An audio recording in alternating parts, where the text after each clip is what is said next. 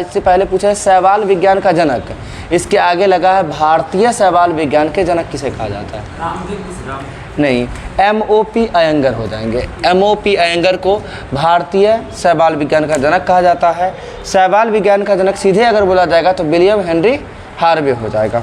आगे बताना है। और अभी कोई रामदेव मिश्रा बोल रहे थे, उन्हें भारतीय पारिस्थितिकी का जनक कहा जाता है रामदेव मिश्रा जी को। ठीक है, भारतीय पारिस्थितिकी का जनक किसे कहा जाता है? रामदेव मिश्रा जी को कहा जाता है। आगे बताना है आपको, जनसंख्या का अध्ययन क्या कहलाता है? डेमोग्राफी कहलाता है। हिंदी में इसे जननांकिकी बोला जाता है। आगे आपको बताना है, सर्पों का अध्ययन क्या कहलाता है? ऑर्निथोलॉजी कहा जाता है। बिल्कुल सही है। आगे आपको बताना है, हाइड्रोपोनिक्स का संबंध किससे है?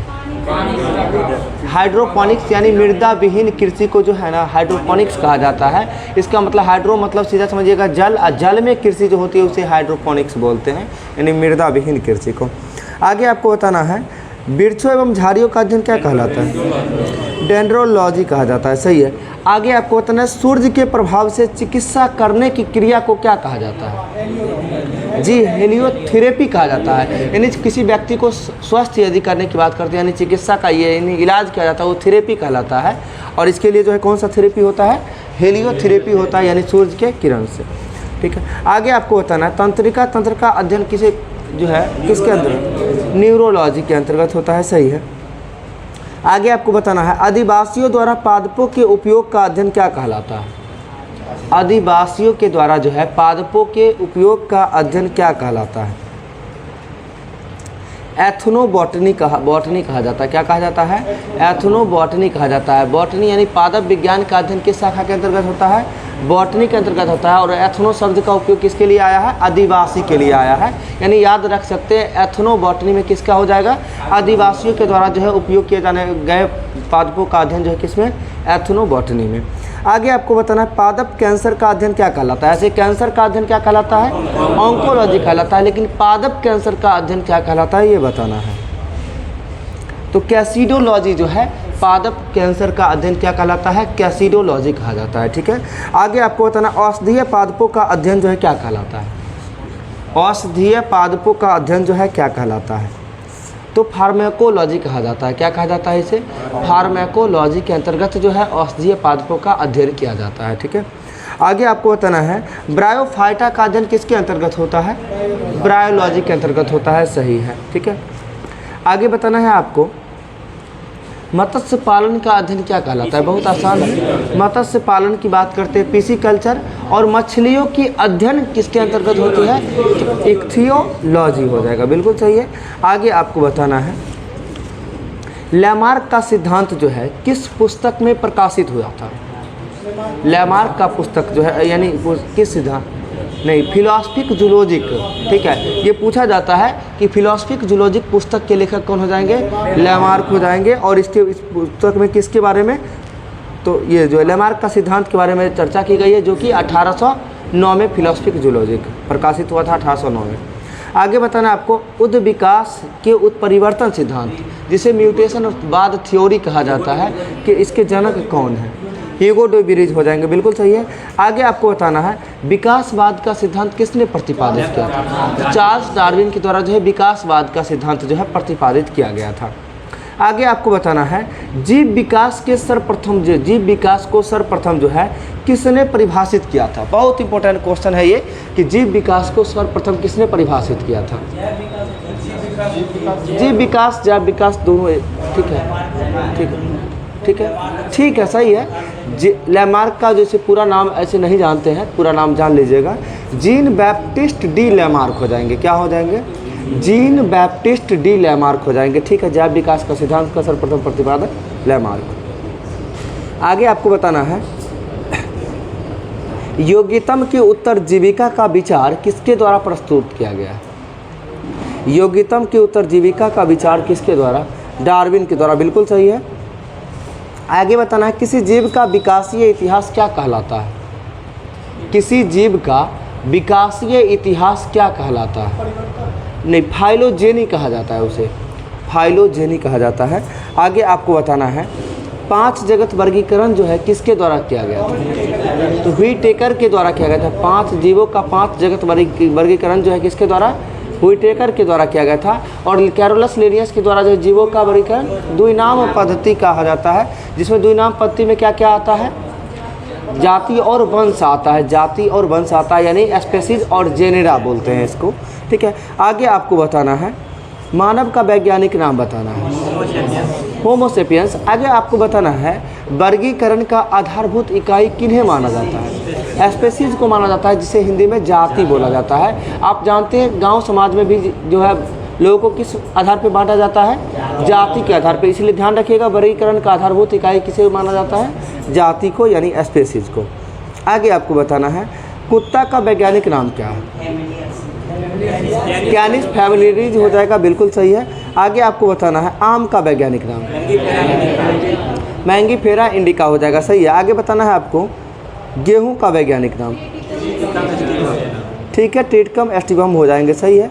आगे आपको बताना बाघ का वैज्ञानिक नाम, पैंथेरा टाइग्रिस, सही है। आगे बताना शेर का वैज्ञानिक नाम, पैंथेरा लियो, बिल्कुल सही है। शेर का वैज्ञानिक नाम क्या हो जाएगा?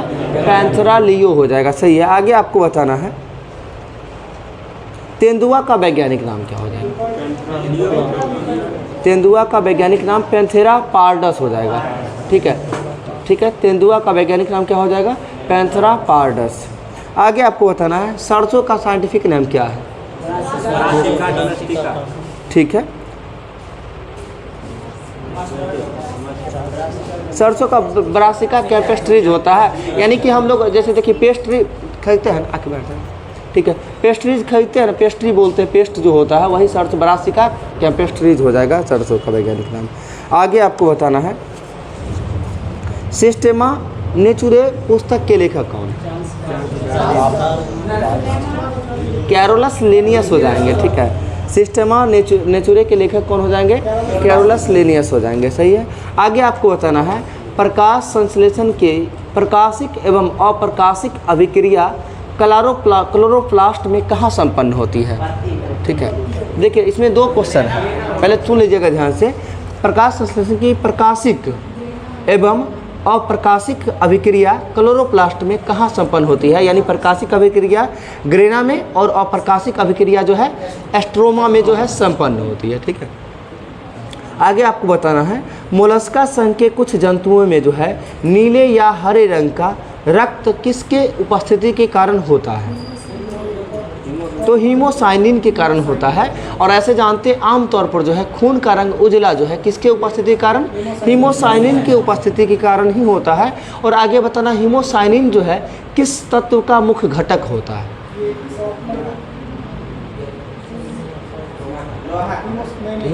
देखिए पहले ध्यान सुन लीजिए, लोहा की यदि हम बात करते हैं तो हीमोग्लोबिन में कौन सा होता है? लोहा पाया जाता है, ठीक है। इसके साथ साथ इंसुलिन में कौन सा धातु पाया जाता है? तो इंसुलिन में जिंक पाया जाता है, यानी जस्ता पाया जाता है। और आगे बात करते हैं हम क्लोरोप्लास्ट में क्या पाया जाता है? मैग्नीज पाया जाता है, मैग्नीज। और एक बच जाता है आपको हीमोसाइनिन में पाया जाता है कॉपर, कॉपर यानी Cu यानी तांबा पाया जाता है। यानी जो हीमोसाइनिन का मुख्य घटक धातु तत्व कौन सा हो जाएगा? तांबा हो जाएगा, ठीक है। और हीमोसाइनिन के कारण ही खून का रंग उजला होता है। आगे बताना है आपको आलू का वैज्ञानिक नाम क्या है? आलू का वैज्ञानिक नाम क्या है? तो सोलेनम ट्यूबिरोसम हो जाएगा, क्या हो जाएगा? सोलेनम ट्यूबिरोसम हो जाएगा, ठीक है। आगे बताना है कवकों और उच्चतर पादपों की जड़ों के मध्य कौन सा कार्यात्मक साहचर्य का रूप में कार्य करता है? देखिए साइंस का क्वेश्चन है, इतना जानते अभी के एग्जाम में जैसा क्वेश्चन पूछा जाता है, ठीक है, इसी तरह का भाषा लैंग्वेज पर आधारित क्वेश्चन रहता है। आपको एग्जाम में सीधा सीधा दिखता है कि चारों ऑप्शन वैसा ही दिखता है, कुछ ना कुछ तुक्का लगाना पड़ता है, ठीक है। तो कोशिश करिएगा भाषा को अच्छा से सुने। नोट्स जो है 1 से 2 रोज़ में जो है आप सभी को अवेलेबल हो जाएगी, नोट्स मिल जाएंगे साइंस के बायोलॉजी का। सभी लोग कोशिश करिएगा घर पे इस चीज़ों को रिवाइज बार बार करें, क्यों जो होगा ऑटोमेटिक क्लियर हो जाएगी, ठीक है। चलिए अभी आपसे क्वेश्चन हम पूछ रहे थे कवकों और उच्चतर पादपों की जड़ों के मध्य कौन सा कार्यात्मक सहचर्य पाया जाता है? उसे कवक मूल कहा जाता है। और इंग्लिश में जो है माइकोरहिजा बोला जाता है। क्या कहा जाता है? माइकोरहिजा बोला जाता है। आगे बताना ईस्ट एवं मशरूम किस प्रकार के जीव का उदाहरण है? कवक यानी फफूंद हो जाएगा, बिल्कुल सही है। आगे आपको बताना है कपास में पाए जाने वाला प्रमुख घटक कौन सा है। कपास में पाए जाने वाला प्रमुख घटक जो होता है वो सेलुलोज होता है। क्या होता है? सेलुलोज होता है, ठीक है। आगे बताना आपको जीवन चक्र के दृष्टि से जो है पौधे का सबसे महत्वपूर्ण अंग कौन सा है, जान लीजिए। अभी तक का सबसे ज़्यादा बार पूछा जाने वाला क्वेश्चन है और सबसे ज़्यादा कन्फ्यूज़न वाला क्वेश्चन भी है ये। तो जीवन चक्र के दृष्टिकोण से जो है पौधे का सबसे महत्वपूर्ण अंग जो होता है वो फूल होता है यानी पुष्प होता है, बिल्कुल सही है। आगे आपको बताना है क्लोरोफिल के निर्माण में कौन सा तत्व महत्वपूर्ण होता है। मैग्नीशियम होता है, सही है। आगे बताना मैग्नीशियम हो जाएगा Mg। आगे बताना सेब में पाए जाने वाला लाल रंग जो है किसके कारण होता है। एंथोसाइनिन के कारण जो है सेब में कैसा रंग पाया जाता है, लाल रंग। आगे आपको बताना है टमाटर में लाल रंग किसकी उपस्थिति के कारण, लाइकोपीन की उपस्थिति के कारण, सही है। आगे बताना शहतूत के फल का वैज्ञानिक नाम क्या है। शहतूत के फल का जो है वैज्ञानिक नाम क्या है, बिल्कुल सही है, सोरोसिस हो जाएगा। शहतूत के फल के जो है वैज्ञानिक नाम क्या हो जाएंगे, सोरोसिस हो जाएंगे। आगे आपको बताना है लहसुन की गंध का कारण क्या है, सल्फर यौगिक, बिल्कुल सही है, सल्फर हो जाएगा। आगे आपको बताना पपीते का रंग जो है पीला किसके उपस्थिति के कारण, कैरिकोजैंथिन, बिल्कुल सही है। कैरिकोजैंथिन पिगमेंट के कारण जो है पपीता का रंग कैसा होता है, पीला होता है। और इसके साथ साथ हल्दी में पीला रंग किसके कारण होता है, कुरुकोमीन के कारण जो है हल्दी का रंग कैसा होता है, पीला होता है, सही है। आगे बताना है आपको गाजर का रंग पीला किसके कारण होता है। गाजर का रंग पीला पूछे हैं, लाल नहीं पूछे हैं, ठीक है। गाजर का रंग पीला की बात करते हैं, ल्यूटीन के कारण जो है गाजर का रंग पीला होता है, ठीक है। आगे आपको बताना है चुकंदर का रंग लाल जो है किसके कारण होता है, ये सभी लोग को पता होगा, विटामिन के कारण जो है, ठीक है, चुकंदर का रंग लाल होता है। आगे बताना है फलों का जो है पीला रंग किसकी उपस्थिति के कारण होता है। देखिए सीधा पूछा जाता है कि फलों का पीला रंग जो है किसकी उपस्थिति के कारण होता है। जी, बिलिरुबिन के कारण होता है, किसके कारण होता है, बिलिरुबिन के कारण जो है किसका, जी जी जी एकदम सही है, ठीक है। तो फलों का पीला रंग जो है किसके कारण, बिलिरुबिन के कारण। आगे बताना आम का रंग पीला किसके कारण होता है। आम पीला दिखता है ना, किसके कारण, कैरोटीन के कारण जो है आम का रंग पीला दिखता है, किसके कारण, कैरोटीन के कारण। आगे आपको बताना है सर्पों की जो है 20 ग्रंथियाँ जो है किस, यानी जो है सर्पों की 20 ग्रंथियाँ किस अंग के समान होती है, यानी मानव के किस अंग के समान होती है, तो लार ग्रंथिया के समान होती है 20 ग्रंथि, ठीक है। आगे आपको बताना है चट्टानों पर उगने वाले पादप जो है क्या कहलाते हैं।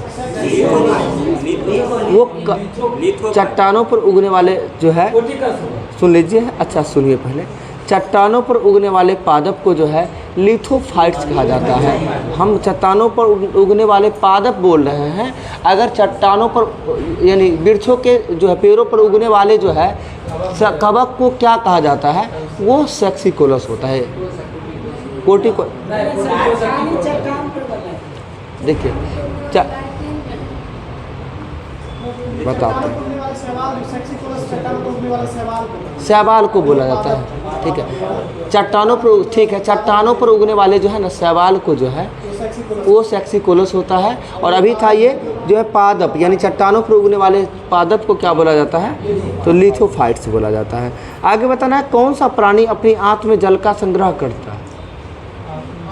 आप सभी को पता होगा राजस्थान में पॉपुलर है, ऊँट की बात करते हैं, यानी जो है अपनी आंत में जो है जल का जो है संग्रह करता है, ठीक है, ऊँट करता है। आगे आपको बताना है लाल मिर्च जो है किसकी उपस्थिति के कारण जो है तीखी होती है, तो कैप्सेसिन के कारण जो है, ठीक है, लाल मिर्च जो है तीखा होता है। आगे आपको बताना है समुद्री घोड़ा किस प्रकार के जीव का उदाहरण है, मछली का उदाहरण, बिल्कुल सही है। आगे आपको बताना है वह कौन सा स्तनपायी है जो अंडे देता है पर बच्चे नहीं, एकिडना हो जाएगा, ठीक है, एकिडना। आगे बताना मानव शरीर में पाए जाने वाली सबसे छोटी कोशिका कौन सी है, जी जी शुक्राणु हो जाएगा। क्वेश्चन को अच्छा सुनिए, मानव शरीर में पाए जाने वाला सबसे छोटी कोशिका कौन सी हो जाएगी, शुक्राणु, ठीक है। आगे आपको बताना है कॉर्क जो है किस पेड़ से प्राप्त किया जाता है? कॉर्क जो है किस पेड़ से प्राप्त किया जाता है? क्वेकर्स पेड़ से प्राप्त किया जाता है। ठीक है, आगे आपको बताना क्यूनिन अथवा कुनैन दवा जो है किसकी छाल से? ठीक है, ये हो जाएगा सिनकोना से। आगे बताना गन्नों के रोपर में जो है किस भाग का प्रयोग किया जाता है, यानी गन्ने को रोपने में किस भाग का प्रयोग करते हैं? तना का प्रयोग करते हैं। सही है। आगे आपको बताना है टिक और माइट किस जीव वंश से संबंधित है? टिक और माइट, ये देखिए ये जो है मकड़ी वंश से संबंधित होता है, मकड़ी वंश से। माइट मतलब कीड़ा होता ही है। ठीक है, माइट। ठीक है, आगे बताना है जुगनू की चमक जो है किस एंजाइम के कारण होती है? बहुत इंपॉर्टेंट क्वेश्चन है। जुगनू की चमक जो है किसके कारण होती है, किस एंजाइम के कारण होती है? तो ल्यूसीफेरस एंजाइम के कारण जो है जुगनू का जो है चमक होता है। ठीक है, आगे बताना है सन हेम्प रे से किससे प्राप्त किया जाता है? सन हेम्प रे से किससे प्राप्त किया जाता है? फ्लोएम से। किससे प्राप्त किया जाता है? फ्लोएम से प्राप्त किया जाता है। और फ्लोएम के द्वारा किस चीज़ों का जो है आदान प्रदान होता है? तो खनिज का ना हो जाए, खनिज पदार्थों का हो जाएगा। जाइलम से जल का, ठीक है, और फ्लोएम से खनिज पदार्थों का संवहन होता है। आगे आपको बताना है डार्विन की पुस्तक जो है on the origin of species कब प्रकाशित हुई थी?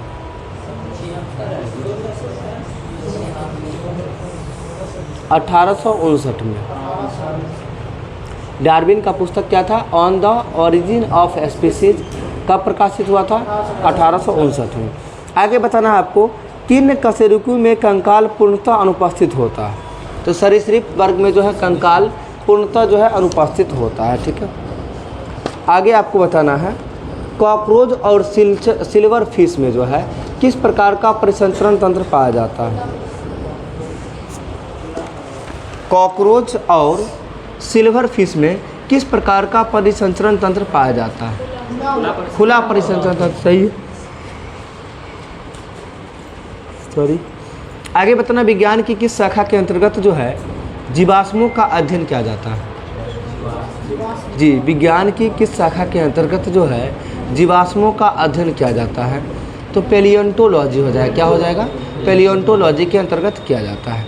आगे बताना है, चलिए आगे बताना है आपको किस शैवाल से आयोडीन का निर्माण किया जाता है? और ये पिछले बार असाइनमेंट्स में पूछा भी था क्वेश्चन ये। तो लेमिनेरिया से जो है आयोडीन का निर्माण किया जाता है। आगे बताना है तालाबों एवं कुओं में जो है किस जंतु को छोड़ने से जो है मच्छरों को नियंत्रित किया जाता है? तो गैम्बूसिया मछली को जो है छोड़ने से जो है मच्छरों को नियंत्रित किया जाता है। आगे बताना है प्रतिजैविक मुख्यतः जो है किससे प्राप्त किए जाते हैं? प्रतिजैविक मुख्यतः किससे प्राप्त किया जाता है? मुख्यतः की बात करेंगे तो जीवाणुओं से प्राप्त किए जाते हैं। ठीक है जी, बैक्टीरिया हो जाएगा। आगे आपको बताना है कोशिका का नियंत्रण कक्ष किसे कहा जाता है?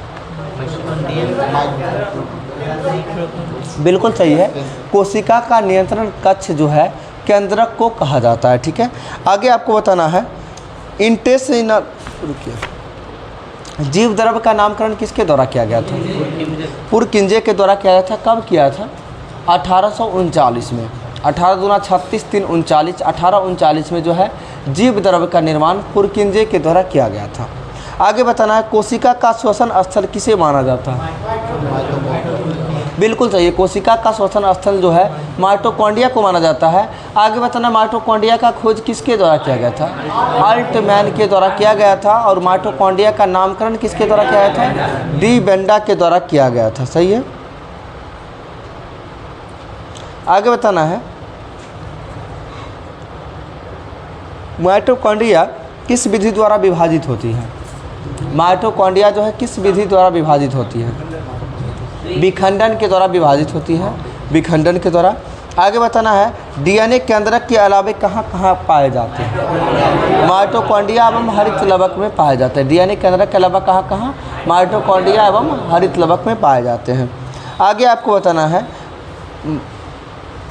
हमारे तंत्र में जो है अधिकतम एटीपी अणुओं का निर्माण जो है करने वाले पद का नाम क्या है? यानी किस प्रक्रिया के द्वारा जो है अधिकतम अणु का निर्माण होता है, यानी शरीर के अंतर्गत क्रेब्स चक्र। बिल्कुल सही है, बिल्कुल सही है। आगे बताना, जैव कोशिका के किस कोशिकांग को ऊर्जा घर यानी power house of the cell कहा जाता है? माइटोकॉन्ड्रिया को ही कहा जाता है। ठीक है, आगे बताना है, जीव द्रव्य का अभी जस्ट बताए थे खोज किसके द्वारा किया गया था? पुरकिंजे के द्वारा। कब किया गया था? 1839 में किया गया था। ठीक है, आगे बताना है, जीव द्रव्य का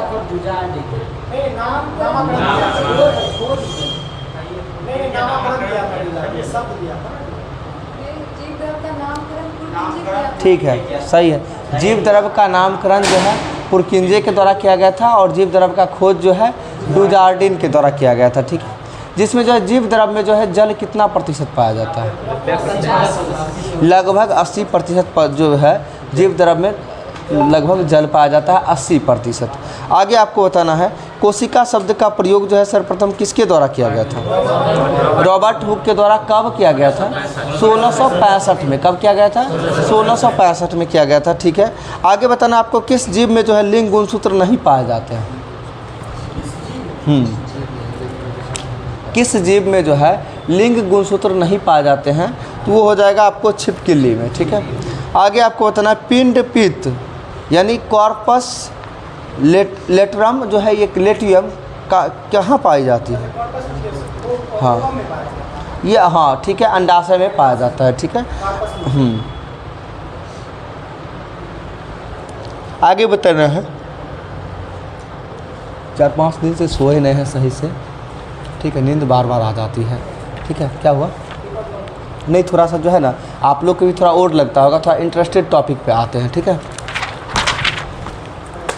लाइए ना, कोई बुक है स्पीडी लाइए, तो कोई लोग करवाते हैं, कोई बात नहीं है, जाएगा सब कुछ हो जाएगा। बेहतर पेशेंस रखना है। ठीक है, थोड़ा सा बताइए, भारत में बेरोजगारी जो है मुख्यतः कैसी देखने को मिलती है? संरचनात्मक बेरोजगारी देखने को मिलती है। सही है। आगे आपको बताना है, भारी मशीनों में जो है स्नेहक के रूप में किसका प्रयोग करते हैं? ग्रेफाइट का प्रयोग करते हैं। ठीक है, आगे बताना है, प्रोड्यूसर गैस जो है ये किस किस गैसों का मिश्रण होता है? CO और N2 का मिश्रण होता है, यानी कार्बन मोनोऑक्साइड और नाइट्रोजन का मिश्रण होता है। आगे बताना है, अंधकार महाद्वीप यानी अंध महाद्वीप के नाम से किसे जाना जाता है? अफ्रीका को जाना जाता है। सही है। आगे बताना, रेड इंडियन और निग्रो जनजाति जो है कहाँ पाई जाती है? ये उत्तरी अमेरिका में पाई जाती है। सही है। आगे बताना है आपको, विषुवत रेखा जो है किस महाद्वीप के बीचे बीच पार करती है? अफ्रीका। बिल्कुल सही, अफ्रीका। आगे बताना है, माउंटबेटन योजना का मुख्य उद्देश्य क्या था? भारत का विभाजन था। माउंटबेटन योजना का मुख्य उद्देश्य क्या था? भारत का विभाजन। आगे बताना है, प्रथम आंग्ल सिख युद्ध कब हुआ था? हम आपसे पूछे क्या है? प्रथम आंग्ल सिख युद्ध पूछे है।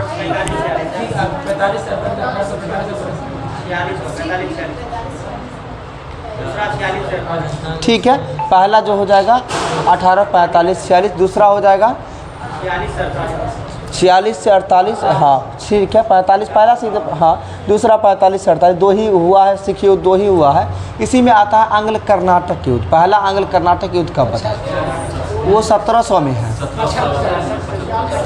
पहला जो है, पहला आंग्ल कर्नाटक युद्ध 1746 से 1748 हो जाएगा, और दूसरा आंग्ल कर्नाटक युद्ध जो हो जाएगा 1749 से 54 हो जाएगा, और तीसरा आंग्ल कर्नाटक युद्ध जो हो जाएगा 1756 से 1763 हो जाएगा। कब हो जाएगा? 56 से 63। इन ध्यान रखिए, पहला 46-48, दूसरा 49-54 और तीसरा 56 से 63। कहने का मतलब जो है 2 साल, 5 साल और 7 साल। ठीक है, यानी सप्तवर्षीय युद्ध के नाम से किसी युद्ध को जाना जाता है, तीसरे आंग्ल कर्नाटक युद्ध को जाना जाता है। और साथ साथ ये भी ध्यान रखना है, सप्तवर्षीय युद्ध किन किन देशों के मध्य हुआ था? इंग्लैंड और फ्रांस के मध्य हुआ था। किसके किसके मध्य हुआ था? इंग्लैंड और फ्रांस के मध्य हुआ था सप्तवर्षीय युद्ध। आगे की यदि हम बात करते हैं, भारत में सहकारी बैंक जो है कितना स्तरीय है? 3 स्तरीय है। और बताइए त्रिस्तरीय पंचायती राज व्यवस्था का शुभारंभ जो है किसके द्वारा किया गया? तो बलवंत राय मेहता समिति के द्वारा किया गया था। और ये गठित कब की गई थी? 1957 में किया गया था बलवंत राय मेहता समिति का गठन। आगे बताना है द्विस्तरीय जो है अशोक मेहता समिति, जिसका गठन कब किया गया था? 1977 में। और 4 स्तरीय बताइएगा समिति पंचायत, 4 स्तरीय की बात करते हैं, ठीक है। पीवी केराव समिति हो जाएगा जो कि 1985 में। और कोई लोग LM सिंधवी समिति बोल रहे हैं जिसका गठन 1986 में हुआ था, ठीक है। आगे आपको बताना है औद्योगिक विकास बैंक IDBI का स्थापना कब हुआ था? IDBI का स्थापना 1964 में हुआ था। कब हुआ था? 1964। बताइए LIC का स्थापना कब हुआ? 1956 में हुआ LIC का स्थापना। आगे बताना आपको GIC का स्थापना कब हुआ? तो GIC का स्थापना जो है 1972 में हुआ है, ठीक है। आगे आपको बताना है CU की ये जो है किसकी रचना है? तो CU की जो है ये हुएन सांग की रचना, किसकी रचना है? हुएन सांग की रचना है, ठीक है। आगे आपको बताना है सार्वजनिक सभा की स्थापना जो है किसके द्वारा किया गया था? तो जस्टिस राणा डे के द्वारा किया गया था। सार्वजनिक सभा का स्थापना किसके द्वारा? जस्टिस राणा डे के द्वारा जो है किया गया था। आगे बताना रामकृष्ण परमहंस का वास्तविक जो है नाम क्या था? गदाधर चट्टोपाध्याय। रामकृष्ण परमहंस का जो है प्रारंभिक नाम क्या था? गदाधर चट्टोपाध्याय हो जाएंगे, सही है। आगे बताना पिट्स इंडिया एक्ट जो है कब पारित हुआ था? 1784 में पिट्स इंडिया एक्ट जो है पारित हुआ था, सही है। आगे बताना सालाबाई की संधि कब हुआ था? 1782 में। किस युद्ध के समाप्ति के दौरान हुआ था? सालाबाई का प्रथम आंग्ल मराठा युद्ध के दौरान हुआ था, जो कि 1775 से लेकर 1782 तक चला था। और 82 में जो है कौन संधि के साथ समाप्त हुआ था? सालाबाई के संधि के साथ समाप्त